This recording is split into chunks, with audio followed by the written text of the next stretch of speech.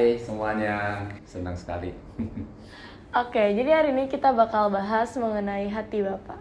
Untuk pertanyaan pertama, mengapa tanpa sadar anak bisa memiliki luka terhadap Bapak? Permulaan daripada rencana Allah adalah keluarga yang dibangun di atas pengenalan akan ketuhanan, ya. Awal dasarnya sebenarnya berangkat dari situ. Nah, tapi karena ketidakpengenalan akan ketuhanan, nah sehingga dalam part yang satu ini dicuri oleh iblis, ya. Nah, sehingga orang membangun keluarga apa adanya, melihat dari orang tuanya, melihat dari keluarganya, atau melihat dari lingkungannya dia. Nah, sehingga orang itu membangun dengan pengertian dia sendiri, dengan pengertian manusia itu sendiri, ya. Nah, sehingga tidak dibangun sesuai dengan kebenaran firman Tuhan, maka di situ akan terjadi saling melukai, ya, saling melukai. Nah, anak merasa bahwa dilukai oleh bapaknya. Pertanyaannya gitu kan, kenapa anak dilukai oleh bapaknya, betul kan? Nah, karena mereka bangun atas pengertian sendiri, ya.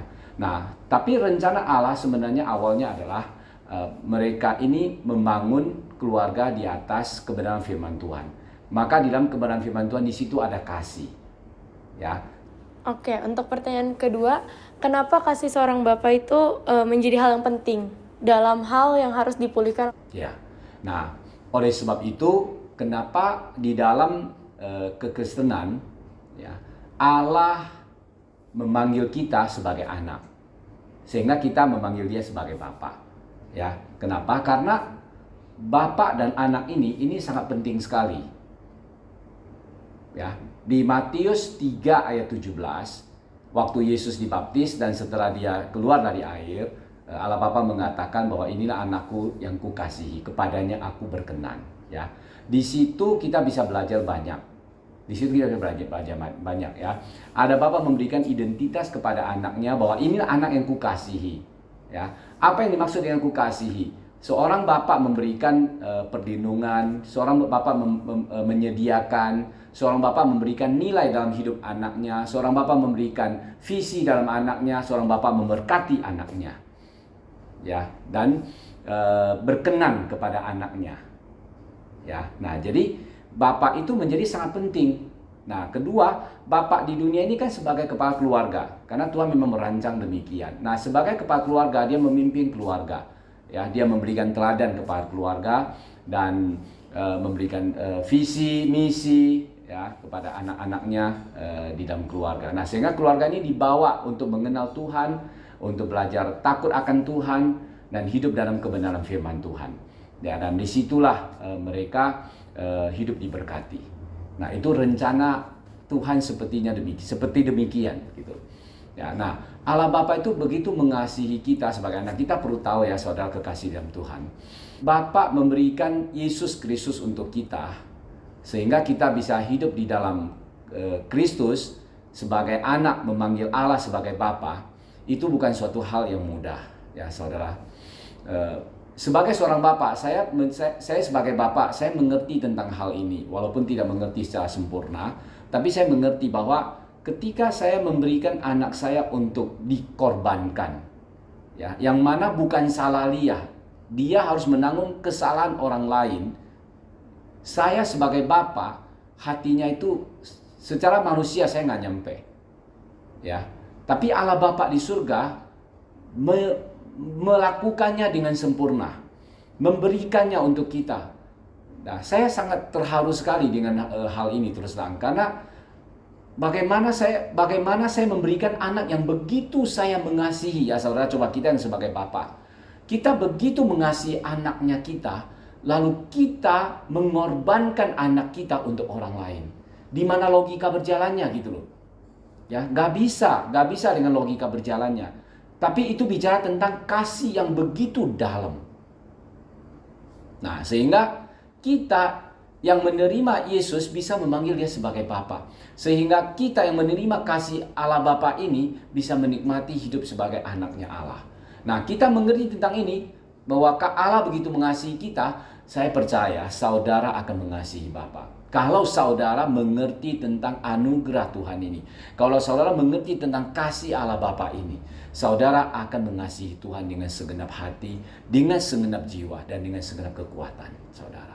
Oke, untuk pertanyaan ketiga, bagaimana respon yang benar terhadap Bapa yang menyakiti hati kita? Ya, jadi saudara, Tuhan memberikan Bapa yang nyata di dalam keluarga kita, ya, sebagai Bapa kita, ya saudara, itu punya maksud, ya, punya maksud untuk memimpin kita, membawa kita, memberikan visi kita dalam hidup kita, ya. Dan memang dengan pengetahuannya kita dalam bertumbuh dalam kehidupan, tentu harus dibimbing. Nah, yang namanya dibimbing ini kan kadang tidak sesuai dengan apa yang anak-anak inginkan, ya. Tapi Bapak kan mengerti bagaimana membimbing mereka, membawa mereka dari satu tahap kepada tahap berikutnya. Nah, kadang-kadang anak di sini yang merasa bahwa kok Bapak menyekte A, B, C, ya. Padahal Bapak ini justru mengerti apa yang mereka butuhkan dan apa yang di depan mereka, karena Bapak kan sudah melalui, ya. Dan saudara, yang paling penting sebenarnya begini. Saudara, kita mesti pulih dulu, ya, pulih dulu tentang hati Bapak ini.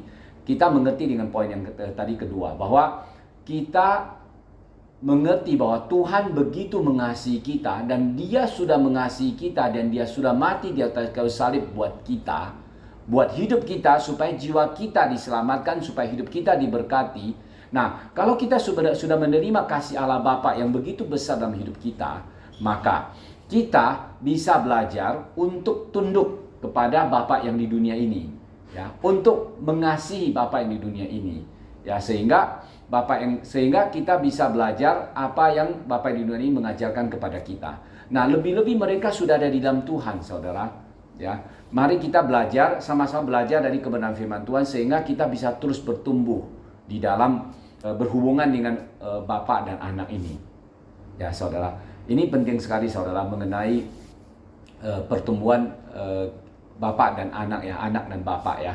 Karena kita ini adalah orang yang dipanggil Tuhan untuk berjalan bersama dengan Tuhan memperlibat kerajaan Allah, ya, saudara. Nah, kita ini harus kuat, kita ini harus mengerti tentang ini, karena iblis itu seperti singa yang mengaung-ngaung. Dia merencanakan segala sesuatu untuk menarik kita keluar dari callingnya kita, ya, menarik kita keluar dari panggilan hidup kita, sehingga ya kita tidak memenuhi panggilan hidup kita. Pada panggilan hidup kita adalah menjadi saluran berkat Tuhan untuk jiwa-jiwa yang belum mengenal Tuhan. Nah, bagaimana kita bisa berdiri untuk jiwa-jiwa yang terhilang kalau kita sendiri rapuh, kalau kita sendiri nggak kuat, ya, saudara? Maka kita perlu kuat di dalam kebenaran firman Tuhan. Bagaimana kita kuat di dalam firman Tuhan? Nah, salah satunya adalah memang hati Bapak ini harus pulih, ya, karena ini bicara tentang otoritas, ya, ini bicara tentang hati kita dengan Tuhan. Nah, kalau ininya kita benar, maka kesana-sananya kita akan kuat. Oke, untuk pertanyaan terakhir, bagaimana sosok Bapa bisa menunjukkan kasih Tuhan kepada anak-anaknya? Ya, jadi pertama memang Bapak, kembali ke tadi, ya, Bapak menerima kasih Allah Bapa dulu dari surga, ya. Dia mengenal Allah sebagai Bapa. Dia mengenal bahwa Allah begitu mengasihi dia. Dia mengenal bahwa Allah sudah memberikan Yesus Kristus untuk menebus hidupnya dia, sehingga dia menerima kasih Allah Bapa yang begitu besar. Ya, kasih Allah yang meluap dalam hidup dia, dalam hati dia. Nah, ketika dia menerima itu, dia bisa memberikan itu kepada keluarganya, ya, kepada anaknya. Nah, jadi waktu dia menerima ini, nah, dia bisa memberikan ini kepada anaknya karena dia sudah menerima kasih Allah Bapa dan mengerti tentang Allah begitu besar mengasihi dia, dan dia mengalirkan kasih itu kepada anak-anaknya.